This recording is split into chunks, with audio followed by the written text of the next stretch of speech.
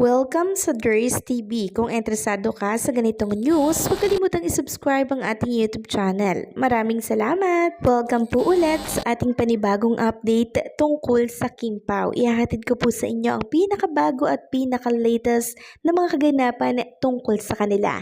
Kaya naman kung hindi ka pa subscriber ng ating channel, pindutin nyo na ang notification bell para lagi kayong updated sa mga balitang trending at napapanahon. So ayun, welcome back again sa ating YouTube channel mga kakimpaw, and ngayong hapon ang pag-uusapan po natin ay tungkol sa mga importanteng kaganapan kay Kim and Paolo Abilino. And happy birthday po kay Paolo Abilino. Ngayong araw po yung birthday niya, May 13, 2025. Kanina nga po ang daming bumati sa kanya sa mundo ng social media, lalo na po dito sa X na talaga namang dumagsa. Bumaha po yung pagbati kay Paolo Abilino and syempre kay Chinita Princess. So sinasama na din po nila yung kay Kim Chiu para isang batian na lang din po for Paolo Abilino. And mukhang nananahimik po ngayon si Paolo, ganun din po si Chinita Princess, pero bumati rin po siya mga ka-Kim Pao. Hindi lang po isa ang ginawang pagbate ni Chinita Princess, kundi 4. Yes po mga ka-Kim Pao. Dami pong tinatagong picture ni Chinita Princess sa phone niya with Paolo Abilino. So ito po yung unang naging Instagram story ni Chinita Princess mga ka-Kim Pao. Yung nasa ibang bansa po sila, tapos ang background ni Paolo Abilino dito ay yung beach. May caption po ito na Happy Birthday Boss Paolo Abilino. Kinilig po ako mga ka-Kim Pao doon sa boss.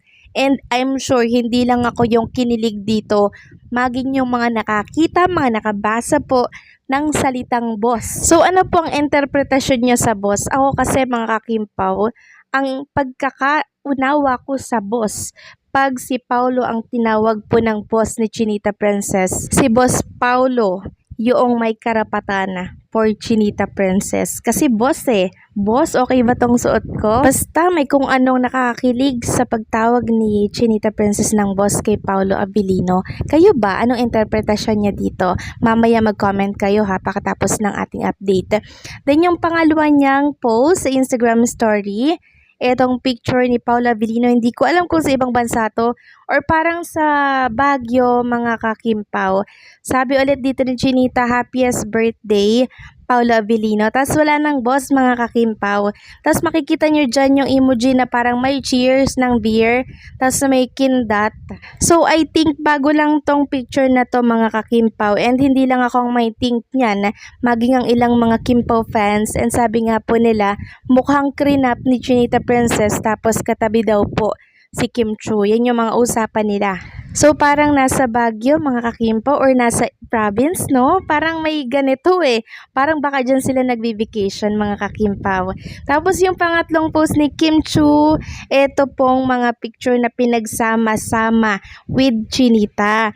Sabi niya, BS in nice guy, major in nonchalant, graduate of cool without trying. Happy birthday, Paolo Abilino. Napaka-sweet naman. Hindi lang isa, kundi 4 po yung naging post ni Kim Chiu. Ito yung last mga ka-Kim Pao.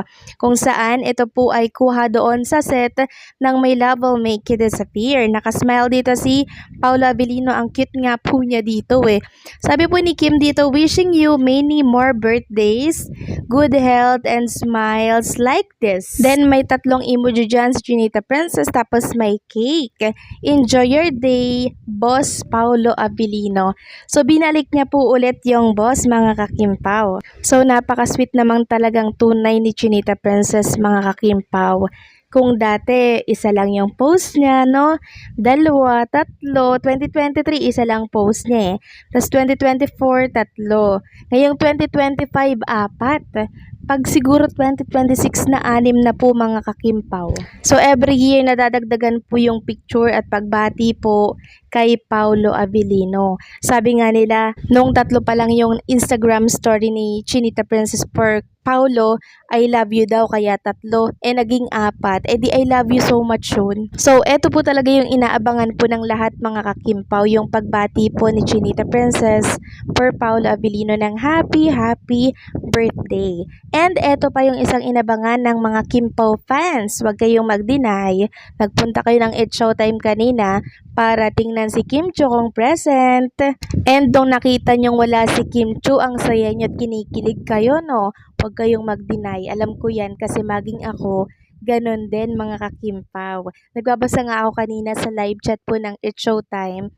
And may nagsabi na wala si Kim Chiu, tas kinikilig siya, nakakatuwa. So, bakit kinikilig? Wala si Kim Chiu sa It's Showtime dahil syempre may ganap po si Paolo Abilino ngayon. Birthday niya ngayon, espesyal na araw ngayon ni Paolo Abilino. And, syempre, hindi po pwede na hindi kasama ni Paolo Abilino ang espesyal na tao sa puso niya na mag-celebrate ng birthday niya ngayong araw po ng May 13, 2025. At ang tanong nga po ng Kim Pao Nation, nasaan kaya si Kim Chiu? Nasaan kaya si Paolo Abilino nag-vacation? So, I think mga ka-Kim Pao, nasa isang province sila, sa isang beach, or pwede rin po sa Baguio. Umuwi po si Paolo Abilino sa family niya.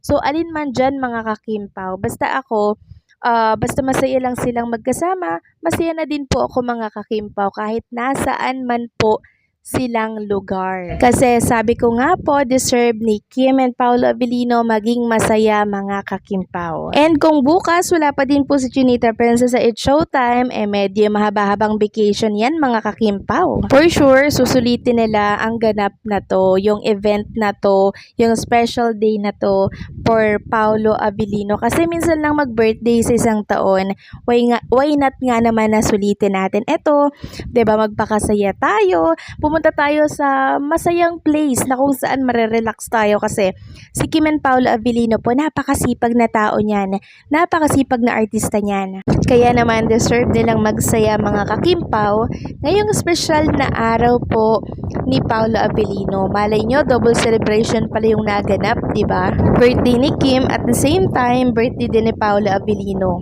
And for sure, meron pong ginawang pa-surprise si Chinita Princess for Paolo Abilino. Kasi knowing Kim Chiu, napaka-sweet po niyan mga ka-Kim Pao, and talagang gagawin pong memorable ni Kim ang araw na to for Paolo. Kasi biruin nyo mga ka-Kim Pao, sa halip na present po siya sa It's Showtime, absent siya.